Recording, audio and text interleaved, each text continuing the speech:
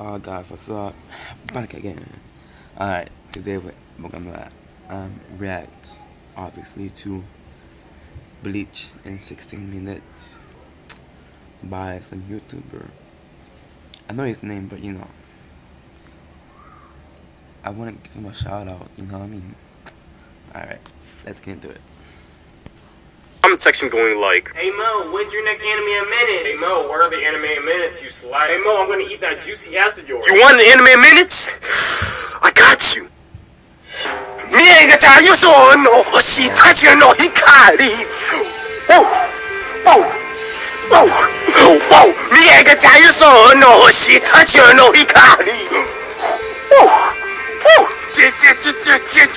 In the beginning of Bleach, we got Ichigo Kurosaki, a purposeless protagonist. One night, Ichigo was just chilling, thinking about hentai, and that's when he meets Rukia, who randomly sneaks into his room. That's when Ichigo is like, "Please don't rape me." But we all know Rukia wasn't about that, and explains that she's a Soul Reaper, and that Ichigo is no regular human because he can see her in spirits. Just then, a hollow attacks, taking Ichigo's sister Karin. Rukia is then all like, "I got this," and saves Karin, and shortly after, the hollow goes for Ichigo, but then Rukia uses her secret technique, the human shield, defending Ichigo from the hollow's ferocious attack. Now that Rukia's health has depleted near to zero, she then says, "Yo, if you want to live, you gotta take my Soul Reaper powers." And Ichigo replies with, "Say no more." Accepting the powers. Strawberry Kurosaki, now have purpose in this anime. And so, he goes for the slash! Taking out that hollow with ease. Moving forward, two Soul Reapers from the Soul Society, Renji and Byakuya, pull up to the world of the living and are like, "Hey Rukia, you have pulled one of the biggest taboos a Soul Reaper can ever make, and that is transferring your powers over to a human. So for that, you're gonna die." And so they end up trying to cut that bitch up, but soon after, the main character, of course, comes to the rescue, but ends up getting his ass beat and catching a few L's. That gotta hurt, man. Afterwards, Rukia, Renji, and Byakuya head to the Soul Society to perform a proper execution on Rukia, leaving Ichigo in critical condition. By the way, Rukia was the one who technically saved Ichigo by accepting her fate and suggesting that they leave the main character behind to bleed out and die. Did they really think the main character could die by simply bleeding out? Moving forward, Ichigo gets Nurse Joy by Kisuke Urahara, and that's when Urahara is like, "You want to enter the Soul Society? I got you if you come to my basement, big boy." So for this operation to rescue Rukia, Ichigo is joined by Rock, Misty, and Max. Okay, I need to stop with these goddamn Pokemon references. So for this operation, Ichigo is joined by his friends, Orihime, Uryu, and Chad, who also possess some type of supernatural power. Orihime has Shinshin Rika, Chad has Rasi Derecha and Higante, and Uryu has Quincy powers, which is basically a nice variant to what Wind Archers have in Maple Story. So given the portal by Urahara, all four, five, including this cat, all enter the Soul Society.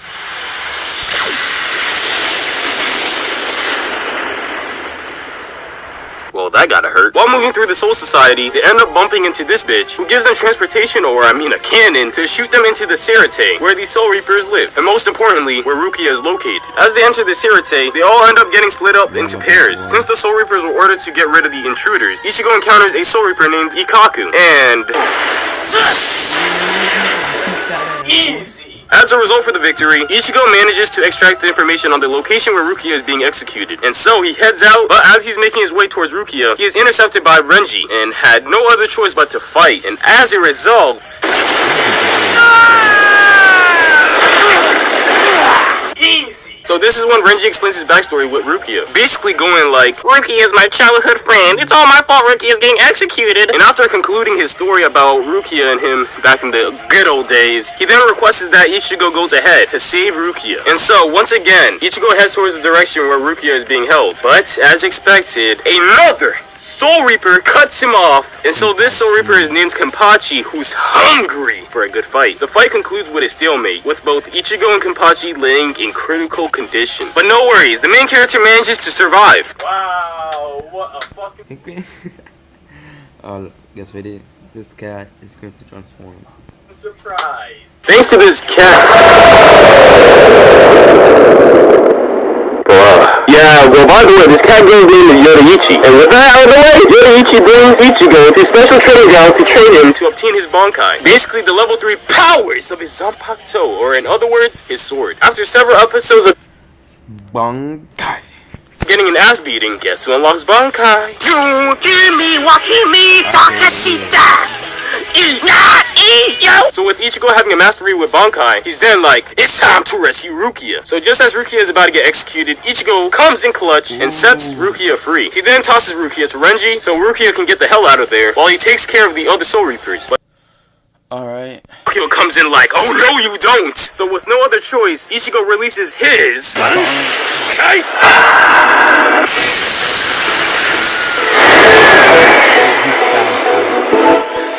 He's really fast. And he ends up winning the fight by destroying Byakuya's Zanpakuto. This is when Byakuya is like, the only reason why I allowed Rukia, my sister-in-law, to be executed is because I come from a noble family who honors the law and must set an example for other Soul Reapers. But since you have defeated me, bye-bye! So with that being said, Byakuya has deserted his task to pursue Rukia. And so Rukia is pretty much off the hook at this point. But wait! Did you really think it was all gonna end here? Think again! Because this is when three Soul Reapers, Aizen, Gin, and Kaname, arrive at Rukia and Renji's location. Aizen then gets his hand and shoves that shit through Rukia's chest.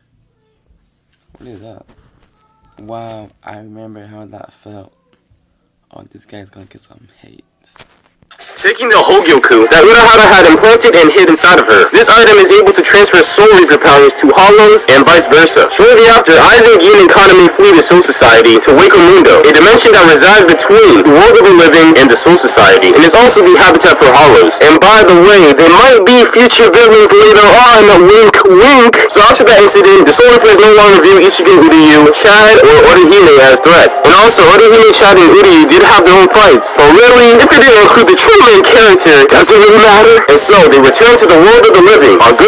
For doing so, Ichigo is gifted a substitute Soul Reaper badge, basically a badge allowing Ichigo to go into Soul Reaper mode without using Soul Candy, like he always has been doing. And so, moving forward, we got... Oh my god, a filler arc! So, moving past that atrocious filler arc, Ichigo meets Shinji, who is a Vizard. And if you don't know what a Vizard is, too bad.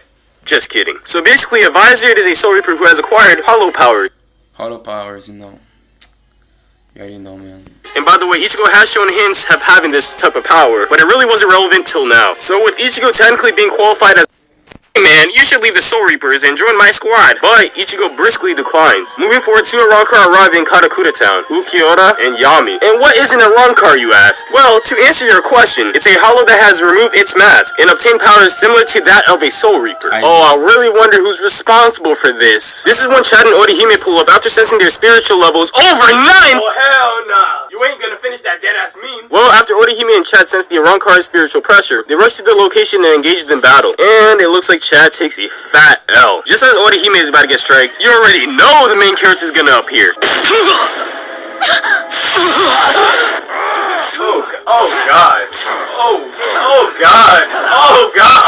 Oh god. This was a bit unexpected. So this is when Urahara and Yoriichi arrive at the scene, and pretty much scares the two Arrancar off. Or maybe not scare them off, because Ukiura says they were sent by Aizen to gauge Ichigo's strength. And since Ichigo was seen as trash to them, there is no use staying around. With Ichigo feeling like a weak piece of shit, he goes to meet up with the Vizard, asking if they can teach him how to control his holification. And they're like, all you gotta do is join! And with Ichigo being Ichigo, he's like, nah, I'm just here to use you guys. And so a fight breaks out, leading Ichigo to release his untamed holification and choking this bitch out. But soon after, the Vizard restrains Ichigo and stops his rampage. After seeing Ichigo's holification potential, they then decide to help Ichigo get a grip of his power. Moving forward, Ukiura was ordered by Aizen to capture Orihime because he had an interest in her powers, also threatening her friends' lives if she didn't comply. Ukiura then gives Orihime a 12-hour period before bringing her to Wakamundo, allowing her to say goodbye to one person. She is then instructed to wear this bracelet, which makes her invisible to everyone but the Arrancar. And so she says goodbye to Ichigo before being taken prisoner by Aizen. Moving forward, the Soul Reapers inform Ichigo about Orihime and concludes that she has sided with the Arrancar. Ichigo did not accept that, and so he gathers with Uryu and Chad and heads to Wakamundo through the Garganta that Urahara has opened for them. Don't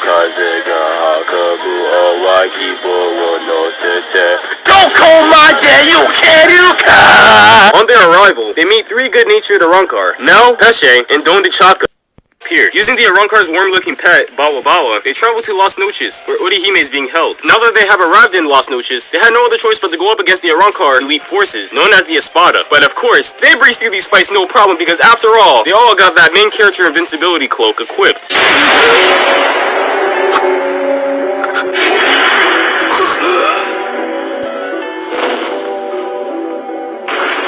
Oh. never mind. Moving forward, the Espada Grimmjow sneaks Orihime out of her prison to heal Ichigo. Or maybe not heal, more like bring back from the dead, using her power to reject reality, and basically rewind time before a certain event occurred. But the reason why Grimmjow did this is to get a proper deathmatch with Ichigo. Because the last time they faced each other, he was forced to retreat before finishing their fights episodes back. What's funny is I forgot to include this detail, so I'm including it now. And so Ichigo unleashes his holification and beats that ass easy money. And you know there's another filler arc? What?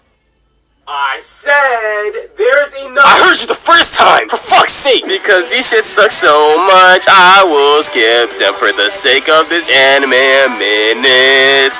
Thank me later and I will kiss you on the cheek. Shortly after defeating Grimmjow, two Arrancar appear, Noitra and Tessera, and they end up picking a fight with Ichigo. And so, with Ichigo being at a weakened state, he takes a fat L. Nani? Where did Kenpachi come from? Nani? Kenpachi takes out Noitra? Nani? Orihime gets captured by an Arrancar again? None! Alright, I need to stop.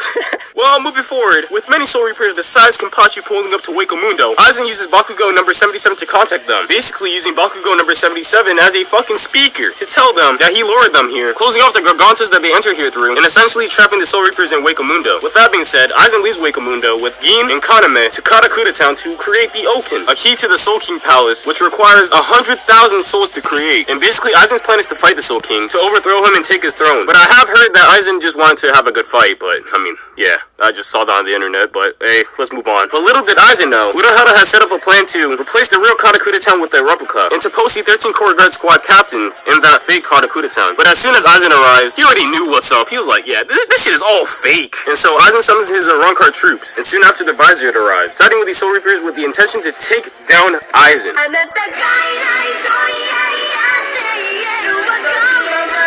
Yo, tell me why this song makes me want to twerk. Moving forward, Ukiura is with Orihime planning to finish her off, because Aizen no longer has a purpose for her. But of course, the main character arrives at the scene once again. And so Ukiura and Ichigo have a spicy fight, even breaking the boundaries of this goddamn dimension. Meanwhile, the 13 Core Guard Squad captains got a lot on their plate, and oh, for crying out loud, another filler arc!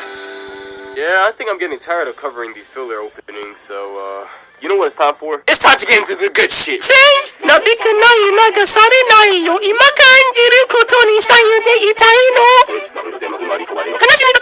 Well, moving forward, Ichigo is still in that juicy fight with Ukiura, pushing him to enter his full hollow form after being killed. Yeah, you heard me right. But with this form, Ichigo spreads Ukiura's cheeks like bread and drills, killing that bitch. But it looks like Ichigo goes down alongside with him. You know he's the main character, right? What are you talking about?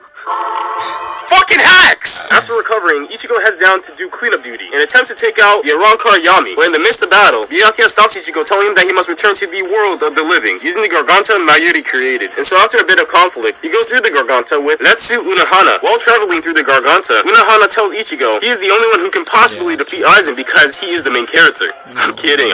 It's because Ichigo hasn't been exposed to Aizen's Zanpakuto ability, Kanzen Simon, or complete hypnosis, which is initiated through looking at the release of Aizen's Zanpakuto. This ability's influence is pretty much permanent and has the ability to hypnotize and manipulate all 5 senses. Unohana warns Ichigo to never look at Aizen's Shikai, or in other words, Aizen's Zanpakuto release. Moving forward, the Arrancar get wiped out, Aizen's henchman Kaname gets killed, and Ichigo arrives in false Karakura Town and goes to strike Aizen right off the bat. But it doesn't seem to be working out so well, and so the Vizier and Soul Reapers help out the boy Ichigo, and ends up getting annihilated. Shizukani!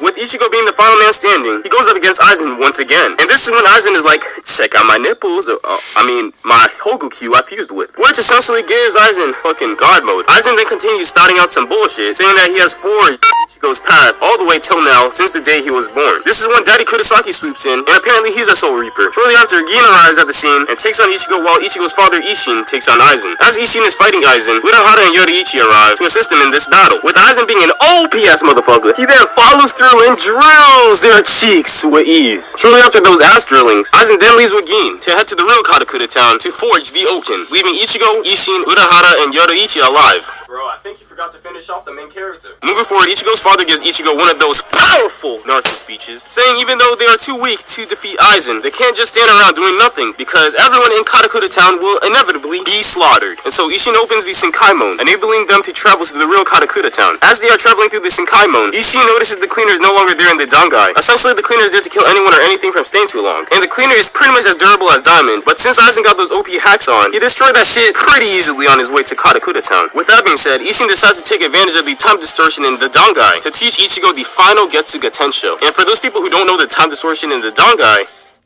I'm gonna tell you. Well, just look at it like this. 1 year outside the Dangai will equate to 2,000 years in here. So yeah, Ichigo kinda got a lot of fucking time on his hand. So moving forward a couple of episodes, Yin ends up turning on Aizen because apparently he and Rangiku were childhood friends, and Aizen ended up harming her a long time back, making him plot his revenge the day he affiliated himself with Aizen. But things don't go as planned. Rest in peace! Shortly after the death of Gin, the boy Ichigo makes his appearance, and man did he get a buff after training in that Dangai. Just look at this disrespect right here. You will.